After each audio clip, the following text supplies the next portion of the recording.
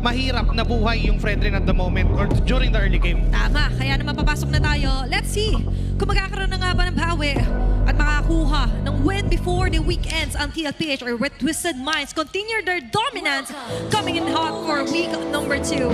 It's going to be our match number 2, game number 1. Pasok muna tayo sa Land of Dawn. Maganda yung mga nabanggit natin kanina, yung Moskov, yung Harit, lumabas.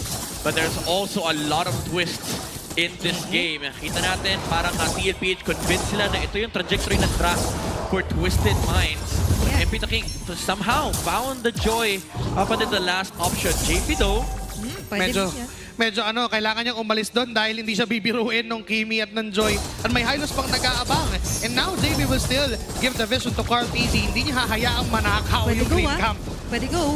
Pero dito si Lansu as well. Right. Sanji going low. Nakalububuhat ng dalawa. Pero para lang naman ibigay i-return yung favor sa side ng Twisted Minds na kung kami harasin nyo, kaya naman namin. yan ang epekto ng kaka-Jimmy Sanji. Kaya niya bumuot ang dalawa. Yan. Tama. Ganun talaga nakikita natin kung paano ma-flex those muscles. Pero sa ngayon, the muscle of the team is going to be the Hydros talaga dito later on ni Kaloy on how will he somehow negate yung pwedeng kumontra nga sa Joy dito ng FP the King. Masakit lang dito no siya. Figure out. Okay, Ang masakit lang dito, yung mga frontliners ng TLPH, lalo lang lalakas pagdating sa mid-game. Kasi may isang item na bibilin lang nila tapos lahat ng problema nila. Pag nakuha na nila yung Radiant Armor, yung apat na magic damage dealer sa side ng Twisted Minds, bababa kagad yung kanilang effectiveness. Yeah, and even Lansu ngayon medyo bumababa. A quick answer from JP and Suffered Resell pero maaaring mamaya pa yung first blood. So nag-level 4 pa lang yung ating mga junglers. Didelay lang talaga nila yung mabilis na pagsama ni Lansu. And that's a pre-turtle fight. So kinakailangan na siya yung magbukusan. Hindi pa siya level 4 at the moment, no consecration. Pero nandyan si MP the King para tumulong doon sa ginagawang harassment. Kaso nga lang sila yung nasaktaan ng Fraser's Wrath. Will connect, not enough damage. Makaka-atras ang Twisted Minds. Okay, ngayon ay maganda ni 3.0 para sa TLPH. Still on the lead pagdating sa posisyon din sila Sanford. Even Sanji predicting where Sean will be going. Papasok yung traction pulse doon, may higop yung dalawa. Lansu nang gugulo lang. Carl Dizzy with an entry. Sa kanya pa rin yung objective.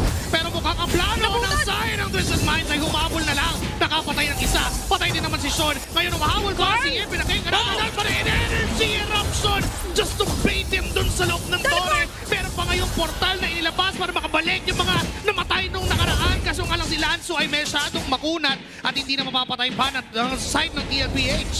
Crucial energy eruptions mula kay Carl Dizzy as well as the stun mula kay JP. Hindi nakapasok sa third and fifth Pita King. Even though nakuha ng TLPH yung pagong, they had the right idea. Pwede nilang labanan after the turtle take. Kaso yung energy eruption talaga kay Carl.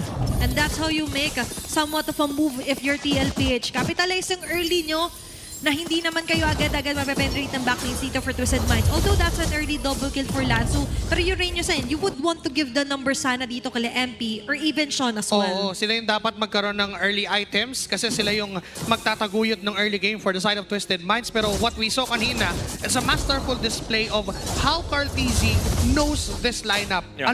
Paano yung galaw nila, paano sila lalabanan. Kasi sinasabi natin kanina yung matchup basis ng Fredrin versus the Joy. Even though, again, if you have the right idea for Twisted Minds, nandoon yung execution, kailangan mo na i-concern yung sarili mo sa mechanical outplay na pwedeng ilabas ng TLPH. There's also that TP mula rito kay JP, yung shortcut, and yung energy eruption talaga, ang laking problema para sa Twisted. Dagdag pa natin dyan, pag umabot tayo sa punto na natapos yung Radiant Armor, mas malaki yung problema ng Twisted. Yeah, and for Twisted Minds also, is that hindi nila pwede iasa lang na pag sumama naman si Nosha, all goods. Kasi the thing is, Nosha still has to go his own way to sa top lane. Habang dito naman sa may bandang baba, yes, we see the reaction. That is the kind of move na gusto ni Sanford. Tapon yung katawan niya, and then the rush Regent.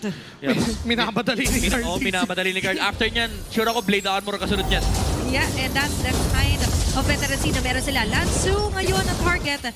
Pero mukhang bait lang ito para sa TLPH. Hindi natuloy yung gustong pagsayaw ni MP the King. Pero Glorious Pathway ay nailatag na rin. SOD, nandyan. Papasok. At nandyan si Nosha susubok. Pero may mortal na bibigilan ng pagkalawan ng mga members ng Twisted Minds. Now JP goes down. Si Lansu ay nagsusone lang. And Carl Dizzy ang na-punish ng side ng Twisted Minds. Another double kill for Lansu. What a great pick-off para sa Twisted. Yeah, Lansu and Kaloy on the front lines to revitalize with the Uranus. Hindi kinaya nung lantern ni Sanji. Ang problema kasi, tatamputin pa ng ubus na mana mo, ang taba pa ng buhay nung Uranus. Kaya bawal, hindi ko bawal talaga ibigay yung Uranus ni Lanzu.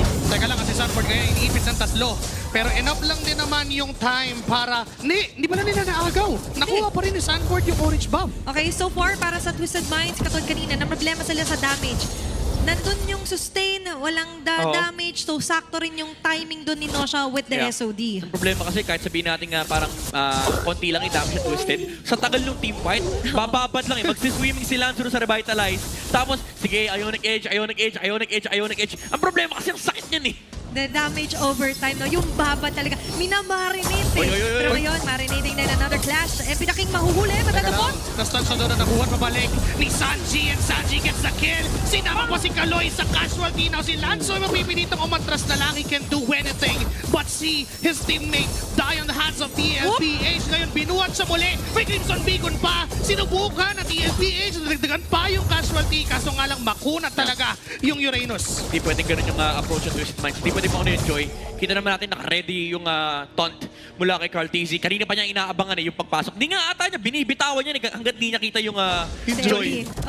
And actually, that's a great idea, di ba? And without MP the King giving the first bits of damage, hindi naman kaya enough din ngayon ni Nosha. Yep. Ngayon, 5-5 onto kill score, nakakasabay na rin ang Oh, TFH. Hindi lang basta okay. nakakasabay, nakakakuha na rin ng magagandang mga base onto Twisted. Yeah, I like this item mula kay MP the King. Usually, Starium site talaga yung binubuo sa Joy. You have the true damage, yung slow. Pero you need more reductions on the side of Twisted Minds. Kinuha niya rito si Genius 1 para at least sagot niya yung magic damage, magic reduction na meron dito si Cartesi. And then, pasok pa rin naman yan kapag pinaresan mo ng Holy Crystal, ng Divine Glaive, lalo lang lalambot yung Fredred. So this is Twisted Minds setting up themselves for the spike na kailangan nila ng mid game para maitawid si Nosha sa late game. Okay, ngayon para kay Kaloy as well, somehow napipredict dito pala papasa NDP. So they have to be proactive onto placing Lanzo. themselves dito pagdating sa mga glorious pathway na angles. At ngayon, ang gulo nila at Lanzo. Nandiyan si Lanzo at si Kaloy para humarap. Every the King from the side but still Carl DZ ang makakasecure ng third kill. Ngayon naghahanap pa rin ng kill ang TLPH. Sanji Crimson Beacon papasok. Flickering in pa para makuha ang buhay ni Lanzo. Now it's Turtle plus a kill for TLPH. And look at JP. Diba tinatapangan lang niya sa harap?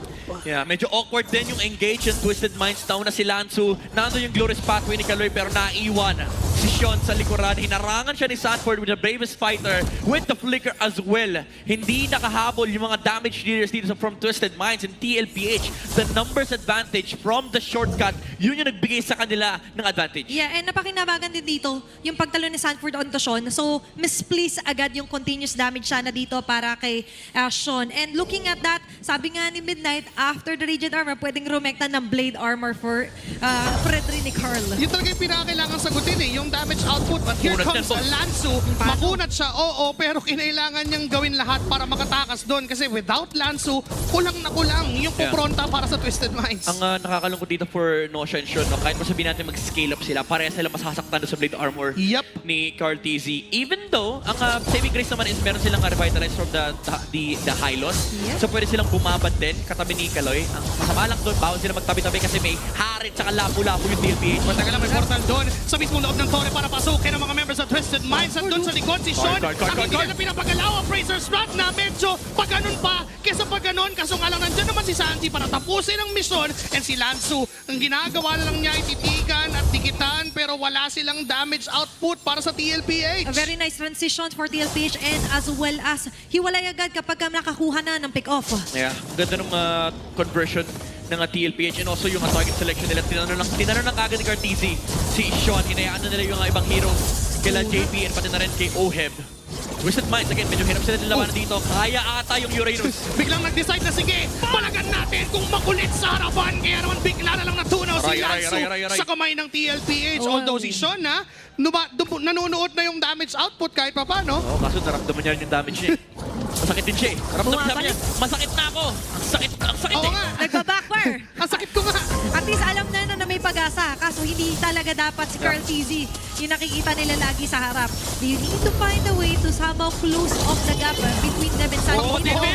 Pero TP sa taas! May nakita pa sila sa baba! Imbes na Lord na lang sana sinubukan pang kunin ang buhay ni MP, The King. Ngayon si Kaloy na lang ang napiling target ng members ng Pathway. TFPN. Pero lumatag ng pathway para humabol. Twisted Minds now tumakbo. Pero si OM ay sumayaw. Doon bigla sa harap ng tigbalang ni Kaloy at si Lanzo ay mapipilitang umatras na ngayon. Kaso na energy eruption na doon pabalik. Eso dito mama at papasok muli. Ngayon si MP, The King sa likod manggagaling. Kaso nga lang yun ang damage. Yes sir, si JBA wala kasusisyon. Ay pinatay ng Carlito at si Lanzo ngayon ay naibit na rin. Phoenix B para kay OM at isa na lang ang natitira sa Twisted. What an entrance para sa DLPH! Ang buong kalan na Twisted makakakita ng window. Hindi pa pala doon nagtatapos ang clashes. Grabe, may dahilan bakit nirespeto yung friend rin ni Carl nung MSC and hinampas ng katotohanan ni Carl TZ Sinosha. One hit lang ng Appraiser's Wrath. Tapos, naton pa tinamaan ang stun ng Bravest Fighter. Kaya naman wala yung isang makunat ng side ng Twisted Minds. Ngayon pwedeng dumiretso, pwedeng magpatuloy. Kaso Twisted Minds nagpaparamdam ng resilience, nagpaparamdam ng retaliation.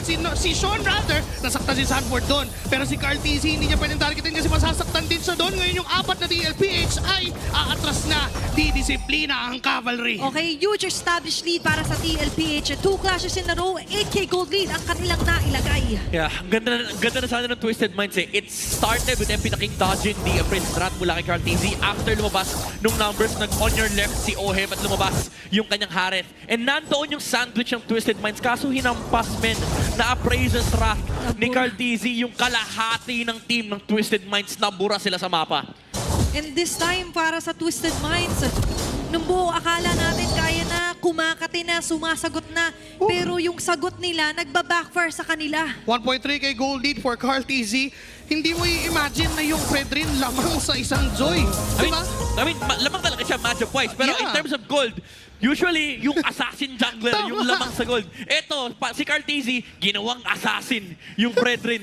Lahat ng hero na kahit sabihin mo utility, Oy, oy, assassin oy, oy. sa kamay Uy. ni Carl TZ. Pero wait lang. Teka lang. May makukuha si Sanji, napakatapang. And even Sanford, Sansan, onto the front. Twisted Minds ngayon. Tila ba nararatel sa mga pangyayari? May Spirit of Misery nako-connecta from Nosha pero I doubt na papasok sila kasi mukhang pwede silang i-kite ni Sanji doon sa pagkakataon na yun. Now Yeah. this time, Twisted Minds, hindi sila makalabas. Namimili ng ingredients sa BP na ship. Glorious pathway nilatag para mas slow down yung Nagantay lang. movement. Pero sabi ni Ohem, wala akong pakialam. Ang ganda nung idea na nilatag pa niya yung Zaman Force kasi para pag dash in niya may pang dash out. Hindi, nakita natin kung paano ka-dedicated. Alright. Yung DL Pilichu actually covered the macro as well. Hindi lang sila sa micro ngayon na talagang pumupuro, but also onto the macro farm map. Ngayon, checking in onto the Lord itself na kanina sobra din yung dedication ni Carl TZ. Tapos Yeah. na ako sa Lord, tara, habol tayo. By the way, gusto ko lang sabihin para lang maintindihan yung gano'ng kahirap yung buhay ng Twisted Minds. Tapos na yung Radiant Armor tsaka Blade Armor on both the three tank frontliners ng DLPH. Kay Sanford, check. Carl TZ, check. Even yung kay JP, check. As you can see, yung Kimi tsaka Moskov literally repelled from TLPH. Ang hirap ng buhay ngayon for Twisted Minds. They could still defend this if ever na hindi sila mapitasan. Pero there are certain conditions to reach somehow para masustain pa rin yung buhay nila. Si Carl TZ medyo galit Barubal. galit ako sa attack speed. Nag-dominant spice pa. Tapos nag-immortality at this point. Ngayon may concealed play at TFPH. Pasugod. Glorious Pathway ay nilatag ng pagganon para mismo maging slow sa mga members ng TLPH. Kaso, pinapasok na nila si Ohem ang pumatay kay MP the King. Ngayon tutulawin a double kill. Sanford gets another. Nurse is gonna go down. Triple for Ohem. At hindi na kailangan pang tapusin at ubusin dahil yung base na lang mismo ang titirahin. It's gonna be Team Liquid. Philippines throwing first blood. A clean game for the Cavalry.